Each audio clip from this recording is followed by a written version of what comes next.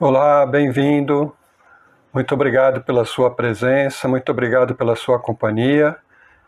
Eu sou o pastor Marcos, nós somos da Igreja Aliança de Alphaville e estamos aqui para refletirmos sobre a Palavra de Deus, meditarmos na Palavra de Deus, especialmente no livro de Apocalipse. É uma série que nós temos desenvolvido no mês de abril e maio. E eu gostaria de convidar você para uma oração e iniciarmos aqui o nosso tema de hoje, que é sobre a conclusão da revelação, o final da revelação de Apocalipse. Pai amado, pedimos a Tua ajuda, a Tua graça, a Tua bondade sobre a nossa vida, para que a gente possa refletir sobre a Sua palavra, estudar a Tua palavra hoje, Deus, ouvir a mensagem da Tua palavra. Dá-nos a capacidade de entender, de compreender e a fé necessária para confiar na Tua palavra, Pai. Pedimos isso em nome de Jesus. Amém. Muito bem, nós desenvolvemos durante o mês de abril e maio reflexões sobre o livro do Apocalipse. E hoje estamos chegando na conclusão desse texto e vamos ler hoje, meditar em Apocalipse 22, do verso 6 até o verso 21, que é o final do livro. E o que nos diz o texto? Vamos ver aqui a partir do verso número 6. O anjo me disse: estas palavras são dignas de confiança e verdadeiras. O Senhor, o Deus dos espíritos dos profetas, enviou seu anjo para mostrar aos seus servos as coisas que em breve hão de acontecer. Eis que venho em breve. Feliz é aquele que guarda as palavras da profecia deste livro. Apocalipse está chegando ao final e a mensagem é: essa revelação é verdadeira. Essa revelação é digna de confiança, porque foi feita pelo Senhor Jesus Cristo.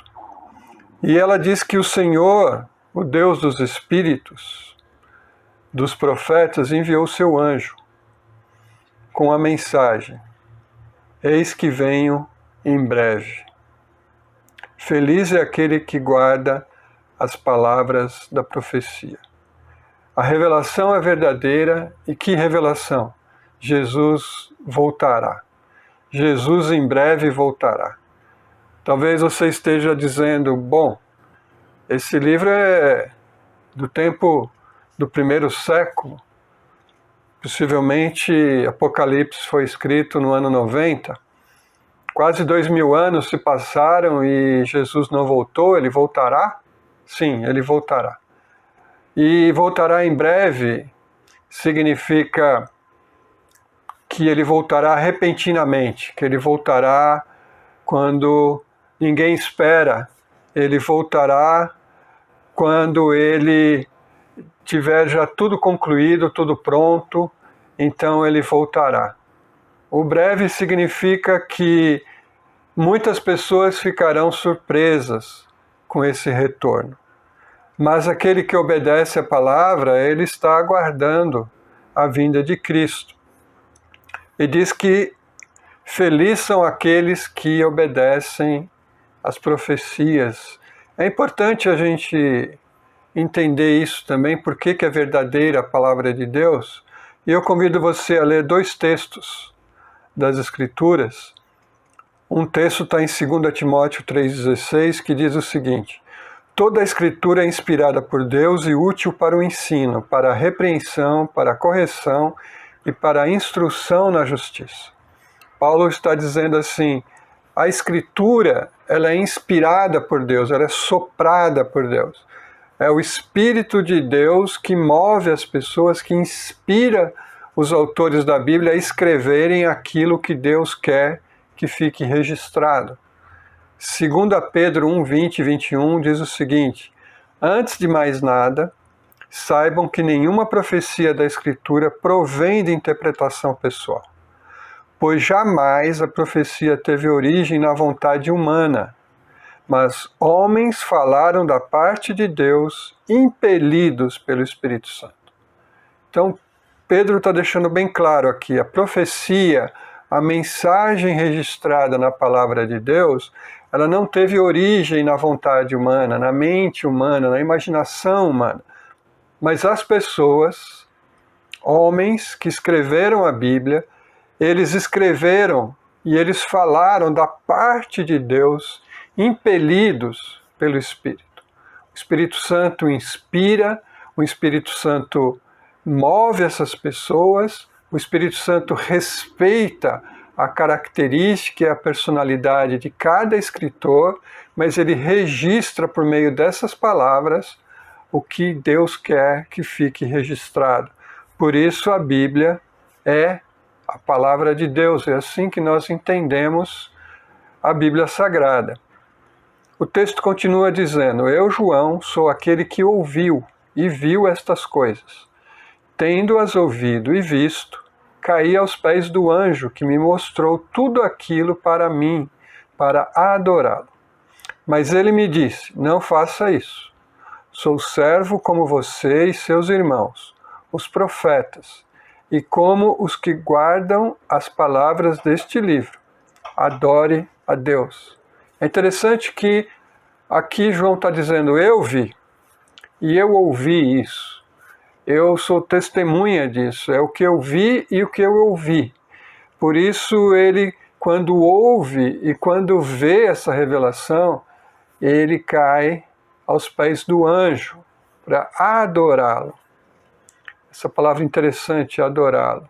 E o anjo não recebe e não aceita adoração. Por quê? Porque toda adoração tem que ser única e exclusivamente para Deus. Por isso o anjo diz: não faça isso. Não adore a anjos. Não adore pessoas. Não adore criação nem criaturas. Adore o Criador. Adore somente a Deus.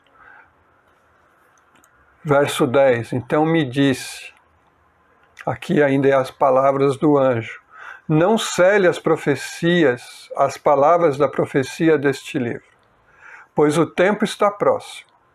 Continue o injusto a praticar injustiça. Continue o imundo na imundícia. Continue o justo a praticar justiça. E continue o santo a santificar-se. Novamente ele diz: o tempo está próximo. Jesus vem em breve. O tempo da vinda de Cristo se aproxima a cada dia. E esse tempo do fim já iniciou, já foi inaugurado com a morte e a ressurreição de Jesus Cristo. Quando Cristo morre e ressuscita, então o tempo do fim tem início. E ele diz aqui: continue o injusto no seu caminho, continue o justo no seu caminho, continue quem pratica imundícia, continue a praticar, o justo continue praticando a justiça, o santo se santificando, ou seja, existem dois caminhos a seguir. E não há neutralidade. Não há como ficar em cima do muro. Ou faremos e praticaremos um caminho que agrada a Deus, ou seguiremos e praticaremos aquilo que não agrada a Deus. Por isso aqui não é um mandamento para se pecar. Não é um mandamento para se praticar o que Deus não quer. Simplesmente a palavra de Deus está dizendo: você não fica neutro diante da mensagem de Cristo. Seguiremos ou não seguiremos? Vamos crer ou não crer? Essa é a palavra que está sendo dita aqui em Apocalipse. E aí ele continua: eis que venho em breve. De novo o tempo aqui, o tempo do fim está chegando, breve chegará, Jesus breve voltará. Eis que venho em breve, a minha recompensa está comigo, e eu retribuirei a cada um de acordo com o que fez. Eu sou o Alfa e o Ômega, o primeiro e o último, o princípio e o fim. Felizes os que lavam as suas vestes, para que tenham direito à árvore da vida e possam entrar na cidade pelas portas. Jesus está dizendo, eis que venho em breve. E já vimos que esse em breve é surpresa, é um momento em que inesperado. E ele diz, eu vou voltar e trarei comigo a recompensa e vou retribuir a cada um de acordo com o que fez. A recompensa aqui é a recompensa das obras realizadas por meio de Cristo. São obras realizadas com a fé em Cristo Jesus. Tá? E Jesus está dizendo que Ele é o alfa e o ômega, o princípio e o fim. Ele se define como aquele que estava no início e aquele que está no fim das coisas. Lá no início, no princípio, diz o texto, Gênesis 1:1, no princípio criou Deus os céus e a terra. Jesus, o Pai, o Filho e o Espírito, criando todas as coisas. E agora, no fim, Jesus, o Pai e o Espírito, recriando todas as coisas. Por isso a palavra de Cristo é confiável. E ele diz, felizes os que lavam as suas vestes, para que tenham direito à árvore da vida e possam entrar na cidade pelas portas. Então aqui há uma bem-aventurança. Né? Felicidade é ter as vestes adequadas para entrar na cidade santa. Jesus contou uma parábola dizendo que um rei deu uma festa de casamento para o filho. Fez uma festa de casamento. E quando o rei estava percorrendo o salão da festa, ele encontrou uma pessoa que estava inadequadamente vestida. Não possuía as vestes apropriadas para o casamento. Então o rei mandou que essa pessoa fosse retirada da festa e deixada do lado de fora. No que Jesus está dizendo é que as vestes para participar da cidade é o rei quem dá. É uma veste que a gente não consegue com as nossas obras, com as nossas boas intenções. Essa veste é uma veste limpa, uma veste branca, é uma veste que Cristo nos veste. Vem dele essa veste, essa roupa. Por isso, Apocalipse vai dizer que ter essa veste significa crer em Jesus, se arrepender dos seus pecados, ser purificado por meio da fé em Jesus Cristo. Isso é ter vestes limpas. Né? Então Jesus traz a recompensa, Ele é o princípio e o fim, e Ele é quem pode purificar a nossa vida de todo o pecado. Um autor aqui, um comentarista de Apocalipse, Wilcott, ele diz o seguinte, que recompensa é essa? É a recompensa de Cristo, pois o que o homem fez significa realmente o que ele fez com Cristo e o que ele permitiu que Cristo fizesse através dele. Ou seja, a recompensa é para as obras que nós fazemos com Cristo e que Cristo faz em nós e através de nós. Essas são as obras que Deus vai recompensar. E aqui tem um alerta, verso 15. Fora ficam os cães, os que praticam feitiçaria, os que cometem imoralidades sexuais, os assassinos, os idólatras e todos os que amam e praticam a mentira. Eu, Jesus, enviei o meu anjo para dar a vocês esse testemunho concernente às igrejas. Eu sou a raiz e o descendente de Davi, e a resplandecente estrela da manhã. Mais uma vez aqui um alerta para todos nós.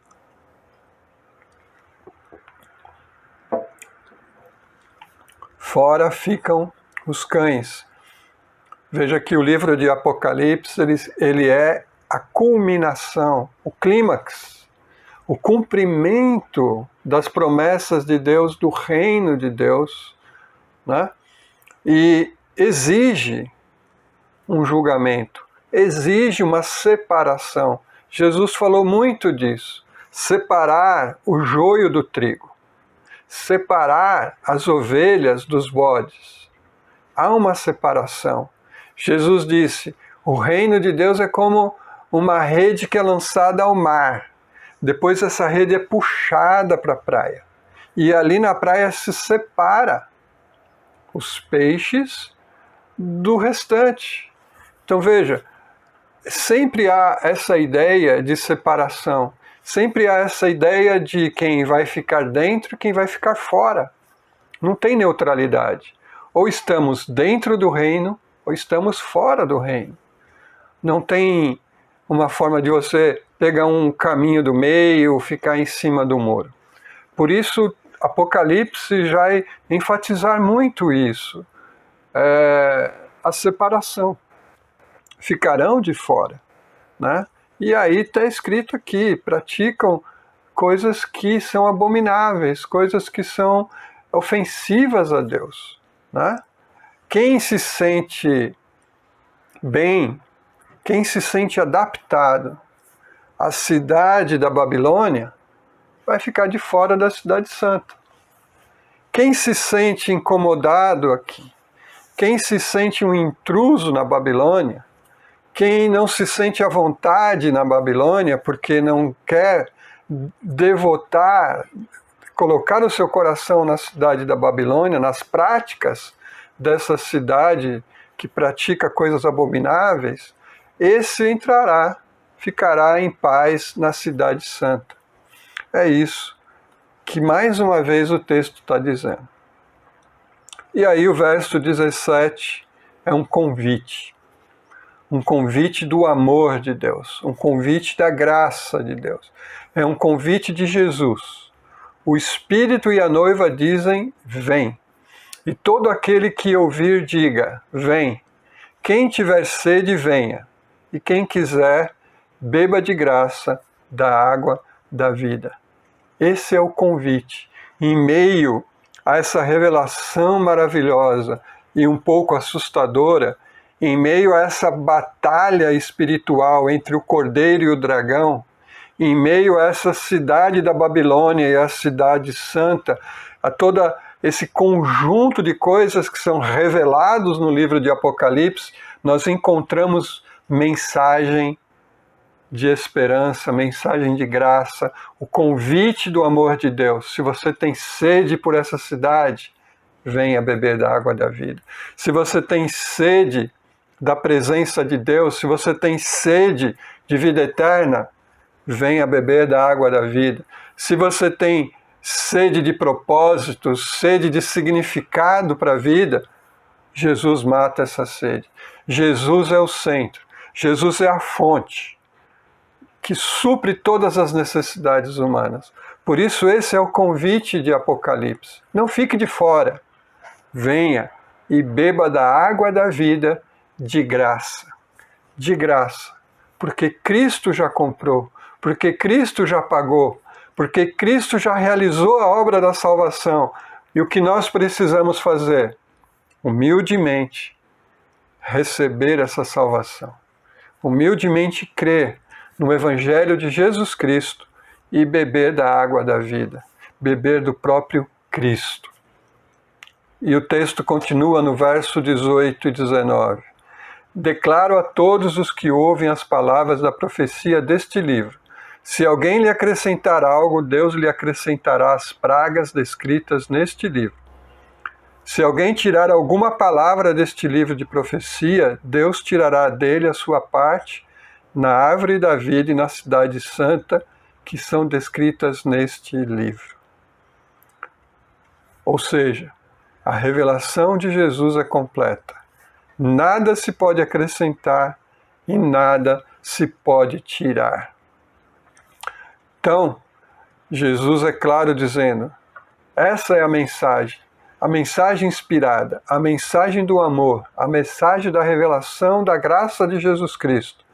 Não há necessidade de mais nenhuma outra revelação, não há mais necessidade de nenhum outro evangelho a não ser o evangelho de Jesus Cristo. E eu convido você a ler esse texto de Paulo. Paulo aqui escrevendo aos Gálatas, ele diz o seguinte: mas ainda que nós, ou seja, os discípulos, os apóstolos, ou um anjo do céu pregue um evangelho diferente daquele que lhes pregamos, que seja amaldiçoado. Como já dissemos, agora repito: se alguém lhes anuncia um evangelho diferente daquele que já receberam, que seja amaldiçoado. Fora de Jesus não tem outro evangelho. O evangelho é o evangelho do reino de Cristo. É o evangelho que diz: Jesus reina, Jesus é Senhor dos senhores. Jesus agora é o que está assentado no trono. E ele está formando um povo. Ele está formando uma nova nação que vai habitar com ele para todos sempre. Esse é o evangelho. O evangelho de Jesus, que foi crucificado, sepultado e ressuscitou ao terceiro dia. Então, Paulo está dizendo: ainda que você veja um anjo, ainda que você tenha uma revelação especial por algum meio, se não for esse evangelho de Cristo, não tem validade. E ele termina dizendo: aquele que dá testemunho destas coisas diz: sim, venho em breve. Amém. Vem, Senhor Jesus. Essa é a palavra do Apocalipse no final. Uma palavra de oração, a oração da igreja. Aquele que dá testemunho, que é o anjo, aquele que dá testemunho de Cristo, diz: sim, venho em breve. Jesus dizendo, mais uma vez: o tempo está no fim, virei em breve eu virei. E aqui, sim, venho em breve. Amém. Amém. Vem, Senhor Jesus. Maranata. Vem, Senhor Jesus. E o último versículo diz: a graça do Senhor Jesus seja com todos. Amém. A bênção final. A graça do Senhor Jesus. Muita gente não entende o que é graça. Muita gente não entende que a salvação é pela graça. Que o reino de Deus se recebe de graça. Não é pelo esforço humano, não é pelas obras humanas, não é uma conquista humana, não é juntar créditos no banco celestial. A salvação é de graça. Jesus diz: quem tiver sede, venha e beba de graça da água da vida. Graça é dom. Graça é presente de Deus. Graça significa que Deus nos dá aquilo que nós não merecemos. Nós não temos roupas adequadas para entrar no reino, para entrar na cidade santa. Nós não temos como confeccionar uma vestimenta limpa, pura, santa, imaculada. Nós não temos condições de fazer isso.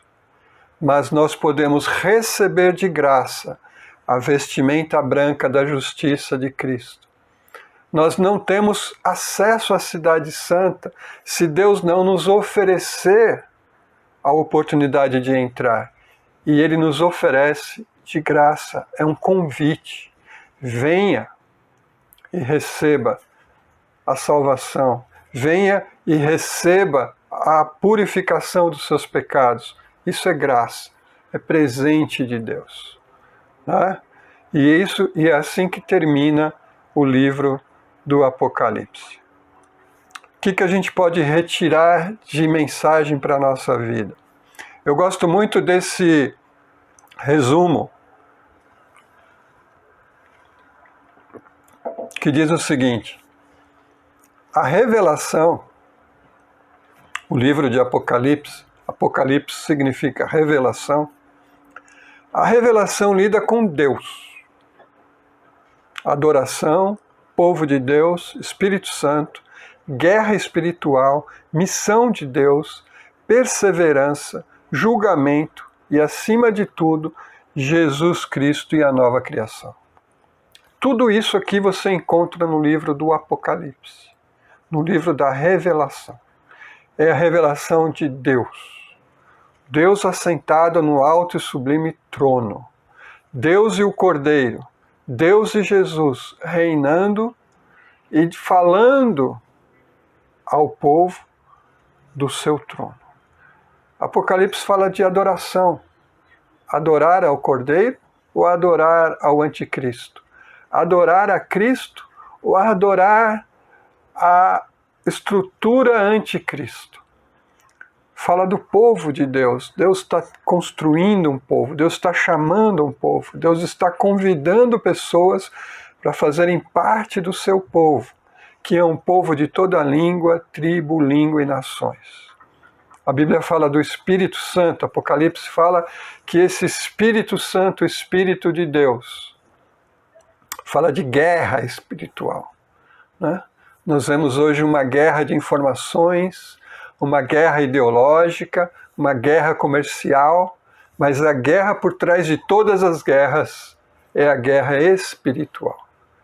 É a guerra de conquistar a mente e o coração das pessoas.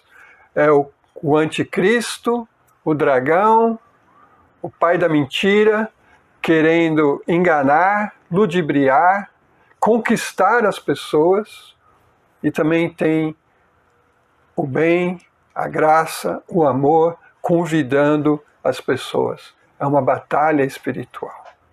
Também fala da missão de Deus. Deus está em missão para alcançar os povos, alcançar as nações, e nós, como igreja, precisamos cumprir a missão de Deus, que é levar o Evangelho a toda criatura.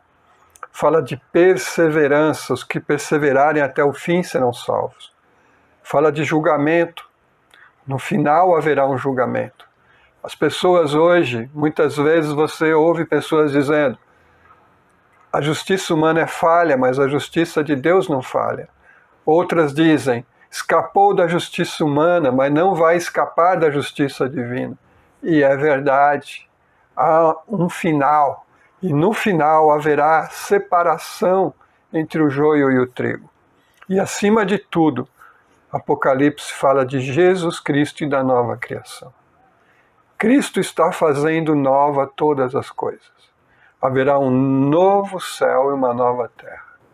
Haverá uma cidade santa, haverá uma estrutura totalmente transformada, haverá uma forma diferente de existir, de viver e de adorar a Deus, completamente purificada de todo o mal. Então, o Apocalipse é uma conclusão de tudo aquilo que a Bíblia fala, de tudo aquilo que a Bíblia diz, que o grande amor de Deus por nós, o Deus que procura o ser humano, o Deus que vai em busca da ovelha perdida, esse Deus tem preparado novas coisas. Outra coisa importante: chamar, clamar, orar, venha Senhor Jesus, não é uma atitude escapista. Viver aguardando o retorno de Jesus nos leva ao engajamento na missão de Deus, de proclamar o Evangelho e de chorar pelos que precisam da água da vida. Isso é muito importante. Apocalipse não é um livro de fuga. Apocalipse é um livro da realidade. Nós estamos vivendo aqui numa batalha espiritual. Nós temos que fazer uma opção se vamos adorar a Cristo ou se vamos adorar o Anticristo. Nós estamos em missão, nós estamos nos engajando na missão de Deus. Então o Apocalipse, ao mesmo tempo que nos aponta o futuro, também nos mostra o presente. Não é uma fuga, é uma oração de esperança, mas é uma oração de quem está engajado na missão de Deus. E mais, orar venha Jesus significa que eu vou me comprometer a proclamar esse Evangelho e até a chorar por aqueles que ainda não conhecem Jesus, para que venham conhecê-lo. E por último, eu quero terminar dizendo o seguinte: a mensagem do Apocalipse é o penhor do amor de Deus. A mensagem do Apocalipse é como se Deus estivesse dando uma hipoteca, dizendo: olha, eu vou levantar aqui o pano para você poder contemplar um pedacinho da herança que eu tenho para você. Revelar significa tirar o véu, desvendar. Na verdade, o que o livro do Apocalipse faz é erguer um pouquinho o pano que cobre toda a riqueza de Deus, deixar a gente olhar um pouquinho aquele brilho e dizer assim: é isso que te aguarda. Mas não é só isso, tem muito mais. E isso Deus está fazendo por amor a cada um de nós. Então o amor de Deus, que é um amor indescritível, que é infinito, que é eterno, a mensagem do Apocalipse fala do amor de Deus. Então eu espero que você compreenda essa mensagem, mas eu espero também que você creia nessa mensagem, e eu espero também que essa mensagem revigore a sua esperança. E eu digo novamente, falei domingo passado, as promessas de Deus são a âncora da nossa alma. É por meio das promessas de Deus que a nossa vida se estabiliza, que a gente consegue suportar todas as aflições, as provações, as dificuldades, porque nós estamos firmados nas promessas de Deus que são infalíveis, porque Deus não é homem para mentir. Amém?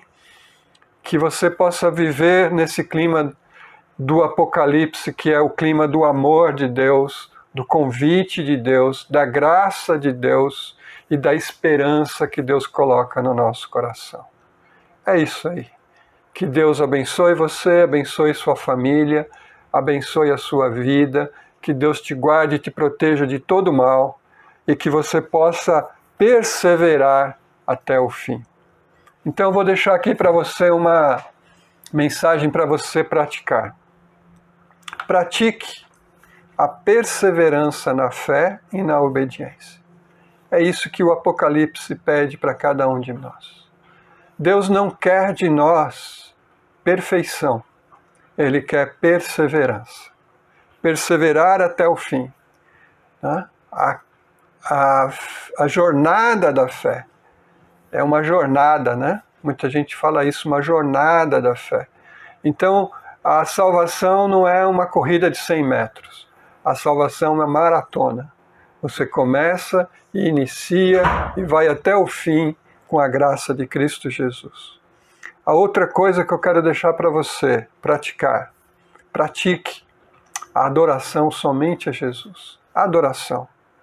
Ore, cante, reflita, obedeça, que o seu coração seja tomado pelo amor de Cristo e que você possa adorá-lo, que a sua vida seja uma vida de adoração. Amém? É isso aí. Vamos orar? Querido e amado Pai, obrigado pela Tua palavra, obrigado, Senhor, por ter nos revelado um pouquinho daquilo que nos aguarda e nos espera quando Jesus voltar. Deus amado e santo, nós oramos e pedimos nesse momento, Pai, que o Senhor nos ajude a perseverar na fé, a perseverar na obediência, a perseverar na adoração ao Senhor e somente ao Senhor. Pai querido, oramos e pedimos para que, se alguém ainda não confia nessa palavra, Pai, que possa colocar toda a sua confiança nessa palavra. Mais que confiar, praticar, viver na Tua palavra, tomar uma decisão, Senhor, de se comprometer exclusivamente com o Senhor e com a Tua palavra. Pai, eu oro também para que o Senhor possa guardar e proteger a cada um, cada família, cada pessoa, Pai, cobre com a Tua boa mão, com a Tua poderosa mão. Livra do mal, livra do maligno, livra, Senhor amado, do desespero. Abre portas, Senhor, abençoa a vida de cada um, Pai, porque nós nos sentimos completamente incapazes, Senhor, de transformar a nossa vida. mas o Senhor pode fazer isso, porque não há impossível para o Senhor fazer. Muito obrigado, Deus, por esse momento. Em nome de Jesus oramos agradecidos. Amém. Deus te abençoe e tenha uma excelente semana na graça do Senhor Jesus Cristo. Amém.